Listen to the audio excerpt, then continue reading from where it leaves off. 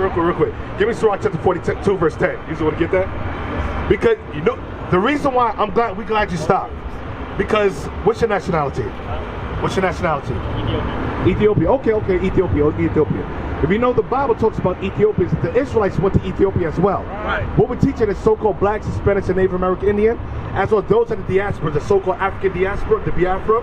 Those are the Israelites that suffered the curses of God, that went through slavery, or trauma, and oppression. Right. Police brutality, all these conditions that we suffer as the people today is a direct result of God punishing us for breaking His laws. Right. Now, what we're trying to do is reverse the cycle. Because if you look at our community, do you see great examples? Do you see the household? Do you see a high influx of, I'll say, prosperous marriages? What do you think is more, what do you think is more prominent right now? Single-parented households or two-parented households? Single-parented. So, when does it stop? Right. How do we stop it? Right. What's going to break the cycle? Because everybody has the Bible. Why is it not being applied? Right. Who's teaching marriage? You guys go to church, right? Did they teach you about marriage? No. Because they taught you, then what would you have done? There would be no such thing as boyfriend and girlfriend. So they're not teaching. The church is not teaching us properly. Right. Read that. Yeah. What does the Bible say? No, it's not what I believe. Right. Because remember the Bible says, let God be true and every man a liar. That's right. If I go based upon what I believe, I'll believe that the human mind has a tendency to go to level. Give me that in Jeremiah chapter 17, verse 9. This is the problem when we go with our own beliefs. Rather than say, you know, what does the Bible believe, your mind automatically reverted to what do you believe. Right. Because you try to find an excuse outside of God's words in order to, I say, substantiate what you're doing right now. So, with like what you're saying, I'm trying to get a clear understanding. Yeah. So, it's like, how is someone supposed to get married without getting, like, you know, how am I supposed to fully know? Very good. Good question. Good question. I'm going to answer you. Give me that real quick.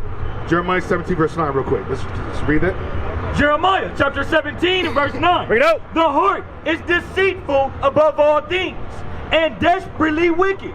The reason why we don't go based upon what I think or you think, because my mind is wicked. Right. If it was up to me, guess what I'll do? I have many different women because that's the mind of a man. Right. Man's eyes, the scriptures talk about the eyes of a man is not satisfied with seeing. Men by nature likes multiple women. Right. But the Bible says one wife. Right. My mind says I want to deal with different women. My mind says I want to get drunk or high, I want to go clubbing, but the Bible says no. Right. To abstain from evil appearances. That's right. That's what the Bible says. So my mind, man's mind says it's okay for a man to be a woman. Do you agree with that? Why not? But if I went based upon what you think, or what you might think that's not okay. Right. But what makes it different with another person? They might think it's okay, right, but you think it's not okay. So where do we draw the line? The Bible. That's right. So that's why the Bible says, give me that Romans chapter 3, verse 4 real quick. And get that Surah chapter 6. Romans 3, verse 4. Read. Romans chapter 3 and verse 4. Bring it out. God forbid, yea, let God be true, but every man a liar. Let God be true, let this Bible be true, and every man a liar. So don't worry about what I think. I think I can fly. I think I can do all things. But we got to go with what the Bible says. That's right. Now, you says, how do you get to know a woman without dating her? Give me that Surah chapter 6. The book of Surah, chapter 6 and verse 7. If thou wouldest get a friend.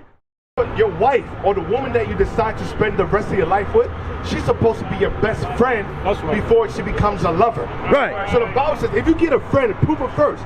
Do you know the history with Jacob and Rachel? You know? Jacob served Laban 7 years for Rachel. He didn't touch her. He didn't do anything with her. He didn't have sex with her. He didn't kiss her. He didn't hold hands. He served her without having any sexual intercourse with her. Because he loved her so much, he decided to wait, no matter what. Because you can have a conversation. You can enjoy each other's company.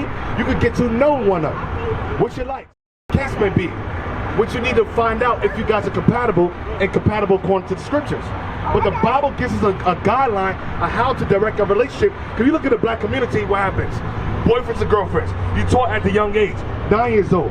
Because I used to be a school teacher, and I know 2 second graders, boyfriend and girlfriend, having sex. By the time the girl gets to 8th grade, 9th grade, 10th grade, 12th grade, she's already used up. Right. She's already used up. So now you have a generation of young men sexing these young women. These young women get of age. They want to get married, but they can't because they're psychologically destroyed. Right. Because women not supposed to have more than one man. That's right. A woman's supposed to be a virgin until she finds a man to marry her. That's right. Because when you have sex with a woman, you put your spirit in her. That's right. Read that again. Surah chapter 6 and verse 7. Read out. If thou wouldest get a friend, prove him first. The Bible says, if you would get a friend, prove him first. Sis, you got to prove him. You got to say, is he with me just for sex? Is he using me? Is he going to just use me and abuse me and toss me inside? Right. Because we know in the world, brother, you know brothers that will get with girls, tell them the world. I'll give you everything. Right. I'll give you the world. Anything you want, anything you need, I'm here for you. I'm here for your emotional. I'm here for your emotional, what's the word I'm looking for? Support? Support, yeah, I'm here for your emotional support. I'm here for you anytime you need. I'll be on the phone with you all night. He gets in your drawers and what he does. He leaves you. You leave her by herself. Now what does she do after that? She looks for another person to give her that emotional support. Right. She might not have a father, so now she's looking for a daddy figure. Right. So another man comes to her life, does the same thing, talks her, gives her emotional support, comforts her, have sex with her. And what do you do after? What happens after that? Leaves her. And then now you're creating a generation of emotional trauma within our sisters. Right. So now by the time she's of age to get married, the proper age, she can't get married because she's already damaged goods. Right. Right. She's already psychically damaged, and she has trauma that she suffered that a young girl should never have experienced. That's right. Because a woman at a young age is supposed to be in her innocency. It's not until she matures to a certain age that she's supposed to think about marriage. Now give me that in Surah chapter 40. A friend and a wife. I think it's Surah chapter 40 verse. Surah chapter 40 verse. Huh? Come on, where is it? Somebody find it for me? Now, Exodus chapter 20 verse 16. Until 22 verse 16 until we'll find that. It's a husband and a wife, never a miss. Huh? 25 and 1. No, it's not. Surah chapter 40. Read that real quick. 23. 23? 40 and 23. 40 and 23. Read that. Surah chapter 40 and verse 23. Bring it out. A friend and a companion never meet amiss, but above both is a wife with her husband. See? A friend and a companion never amiss. But above both is my husband and a wife. You know why? Because you took the time to get to know her. Right. You took the time to get to know him without the sex. Because you know sex can't sustain a marriage. It cannot sustain a marriage.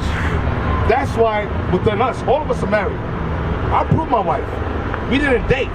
We talked first, then we got betrothed. Because if you're kissing with a woman, you're holding hands. If you're dealing with sexually, touching, rubbing, and feeling, you're dealing with fornication. Right. The Bible tells us to leave off of fornication. Give me that in 1 Corinthians chapter 7 verse 1.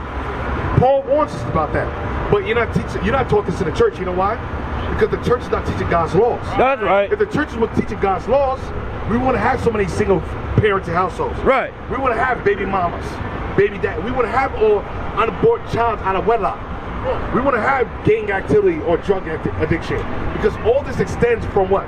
Single parenting household. That's right. Mass incarceration. Go on. 1 Corinthians chapter 7 and verse 1. Now concerning the things whereof ye wrote unto me, it is good for a man not to touch a woman.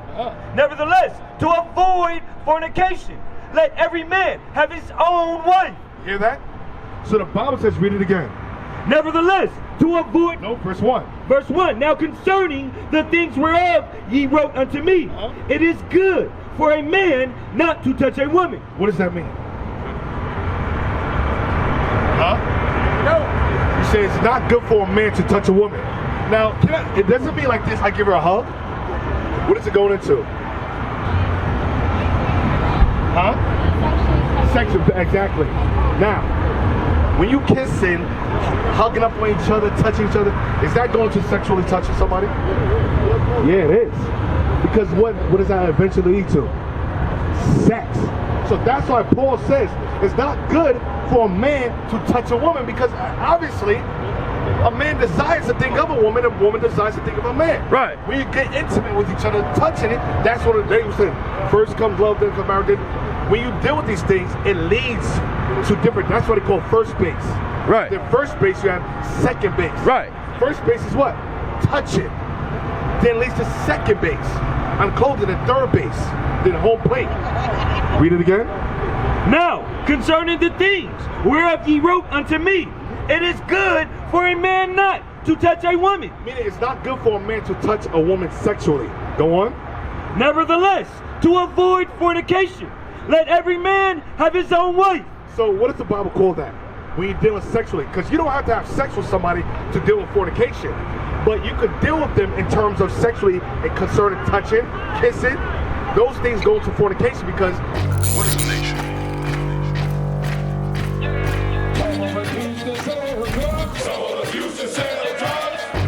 Nation is men leading by example.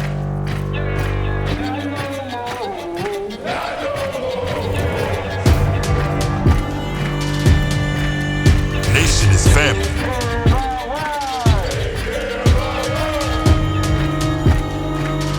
Nation is community. Nation is children with role models.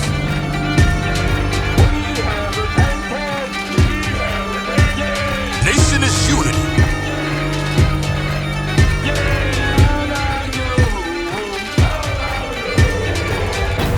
Nation is you. And finally, my brethren, be strong in the Lord.